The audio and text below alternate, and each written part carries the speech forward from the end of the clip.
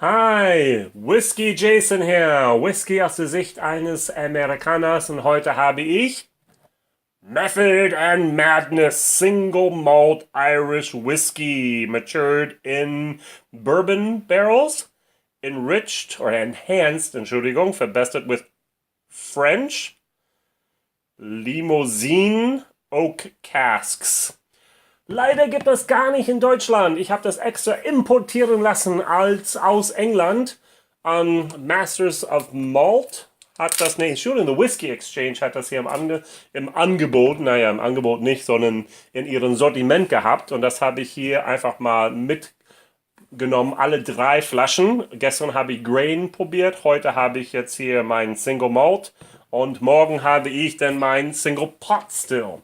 Und das alles ist dadurch, Method and Madness ist eine Methode und ein Verrücktsein. Und was sie tun, ist, sie haben in Middleton tatsächlich eine kleine Potstill-Anlage, wo sie nicht Millionen von Liter produzieren, wie sie für Jameson tun und so weiter. Und Redbreast auch kommt übrigens daher. Sondern die können einfach mal für sich experimentieren. Und das haben sie hier gemacht. Also, Dave Quinn, the Master of Whiskey Science. Ich wusste gar nicht, dass es einen Meister gibt von Whisky-Wissenschaften. Einen Moment, muss ich hier einschenken. Hat geschrieben, We're not reinventing the wheel, we're rolling it on. Wir werden hier das Rad nicht neu erfinden, sondern wir werden einfach weiter damit rollen. So, auch gestern habe ich hier drauf gelesen, und ich möchte es auch heute dann tun. Sprung from the minds of masters and apprentice, method and madness with whiskey that pays heed to tradition. So, das habe ich auch gestern gelesen. Entstanden in den Gehirn oder in Gedanken von dieser Meister und ihre Gesellen ist dieses Method and Madness, diese Methode und Verrücktsein, damit Whisky eine gewisse Ehre, diese Tradition Ehre gebührt wird, während man sucht für das Ungewöhnliche. This 14-year-old Single Malt, also hier 14 Jahre alte Single Malt aus Irland, ja, was matured in American Bourbon barrels, also war in ganz normale amerikanische Bourbon-Fässern gereift, and features a parcel of whiskey enhanced with Limousin Oak. Und ein Teil, ein Bruchstück davon wurden auch in Limousin-Eichen auch gereift. With a light French floral note giving way to crisp barley and sweet wafer. Und dabei bringt es eine leichte französische Blumennote, während es eine scharfe oder eine klare, eine knusprige Gerste-Note bringt und auch eine süße, ja, der Süße mitbringt. Wafer ist dann so diese Kekse dann da. Interessant, interessant. Also, French Limousine Oak kenne ich gar nicht, sagt mir gar nichts, aber ich bin auch kein Eichenexperte. Ich habe zwar Tischler gelernt in den Staaten, aber wir haben ja immer fast mit amerikanischer Holz gearbeitet oder auch tropischer Holz.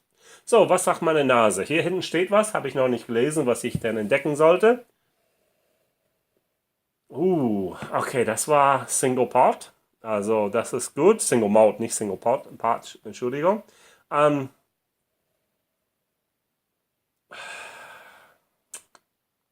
Moment.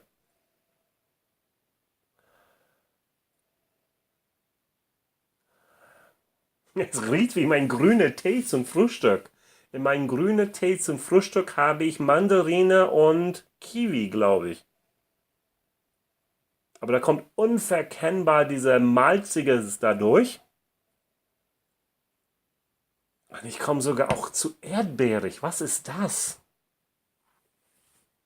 So, ein Cereal Malt Aroma sollte ich haben und freshly shelled Peanuts, also frisch geschälte Erdnüsse, habe ich gar nicht hier. Nee, das ist viel komplexer als irgendwelche frisch geschälte Erdnüsse. Buh, Method in Madness, ihr könnt ein bisschen mehr schreiben. Oh, der riecht gut, der riecht Zimt fast. Genau. So, was ist das jetzt hier? Das ist das. Haha, genau, geschafft. Wenn ich in Amerika bin oder als ich damals in Amerika war, auch sogar, ich gebe zu, manchmal sogar auch in Deutschland mache ich das. Ich nehme einen frische Toast, pop aus der Toaster, heiß, tue ein bisschen Butter darauf und dann tue ich ein bisschen Zucker, Zimt. Und dann esse ich das. Absolut ungesund, aber absolut lecker. Das habe ich, diesen Zimt, diesen Zucker. Aber ich habe auch unheimlich viel auch von dieser Scotch da drin. Also ich hatte sofort den oben im Nase gehabt, als ob ein Hauch von oben da drin wäre. Ja, genau. Also man, wie würde ich das hier, man nimmt ein Drittel oben, nimmt ein Drittel von mir aus ich sag sogar, weil ich doof heute bin, Patty, und ein Drittel von einem netten Jameson Cooper Cruise. Mix ich zusammen. Ungefähr das ist das, was ich in der Nase habe. Der riecht gut. Der riecht echt gut. Also auch hier sind wir bei einem Preis von, und ich muss genau hier schauen, von 65 Euro. Das ist nicht billig. Also, was soll ich hier schmecken? Einen Moment.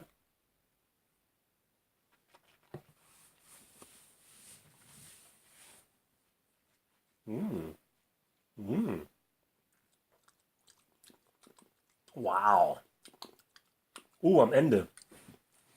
Sage ich öfter am Ende, dieses Finish, dieser Abgang, das überall, aber es ist nicht hier. Es ist hier. Manchmal ist er hier wohlig warm, aber der ist hier mein Mund momentan wohlig. Mm, gut. Richtig gut. Also hier steht Marketing. Ich mache diese Noten hier nicht. Also Cracked Cinnamon Stick. Also ein Zimtstange, den man angeknackst hat. Ich habe mehr Cinnamon in der Nase gehabt als im Mund, glaube ich. Aber da bleibt was, das stimmt.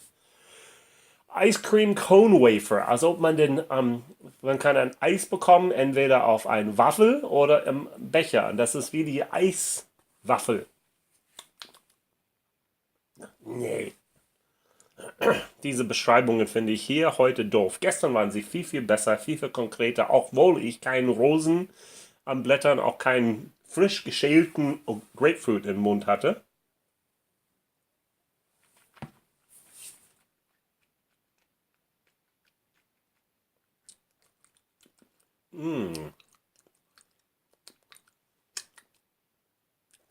Auch am Ende ist ein kleines bisschen mein Oben auch da drin.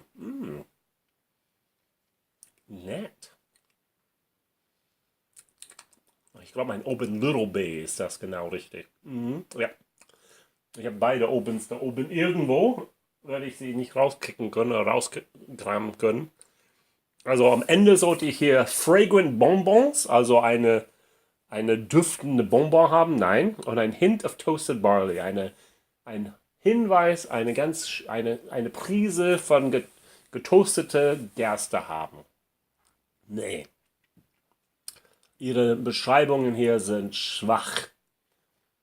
Da glaube ich, dass wir eine WhiskyJason-Community das besser hinkriegen könnten. Oh wow. Da gönne ich mir doch ein kleines bisschen. Also gestern habe ich auch ein bisschen hier erzählt. Und da werde ich heute auch ein ganz, ganz kleines bisschen erzählen hier. Was ist Method and Madness? Restless Hearts making inspired spirits. Ihre unermüdliche Herzen, die inspirierte Spirituosen machen. Und das ist wirklich jetzt hier dieses ungebändigte Neugier. Was wäre? Was wäre? Was wäre, wenn wir hier machen? Was wäre, wenn wir da machen? Was wäre hiermit? Und das ist schon eine coole, coole Sache. So, mich fasziniert diese Frage. Ich habe noch ein kleines bisschen mehr eingeschenkt. Was ist Limousin oder Limousin-Eichenfässern. Und die werden hauptsächlich auch benutzt, wenn ich das richtig lese, hier für Cognac. So, Cognac und Brandy benutzen diese Eichenfässern. Das ist eine Region in Frankreich, also südwestlich von Paris.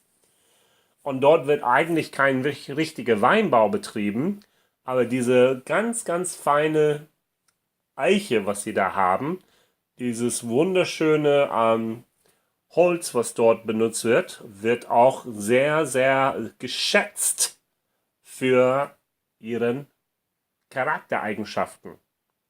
So, bei Wein, bei Cognac, bei Brandy. Ja. Und nun auch bei Whisky. So, ein letztes Mal werde ich hier das lesen, oder, Entschuldigung, werde ich das hier probieren.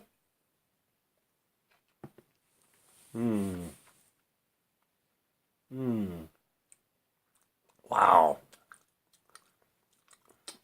Oh, es kommt so schön rein. Alkohol ist 46%, aber habe ich nicht mal hier diesen Moment gehabt, wo ich sagte, pow, Alkohol ist einfach wirklich weich und smooth. 14 Jahre macht das echt richtig gut.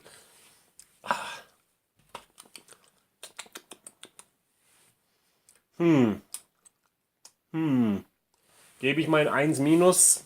Ach ja.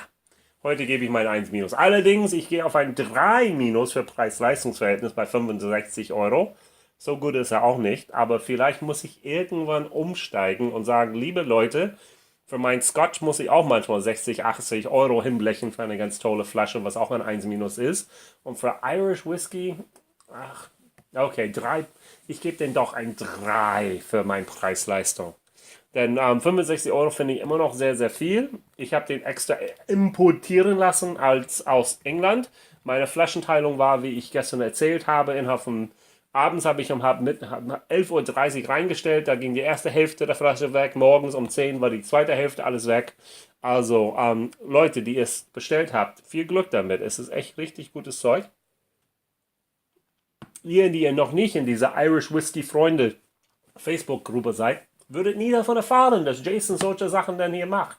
Dass er extra Flaschen einfliegen lässt vom England und die hier einfach anbietet und teilt mit meinen Irish Whiskey Freunde. Okay, WhiskyJason hier. Vielen Dank, dass du zugeschaut hast. Liken, abonnieren, Kommentare unten schreiben. Vielleicht weißt du mehr über diese wunderschöne Fässern aus Frankreich.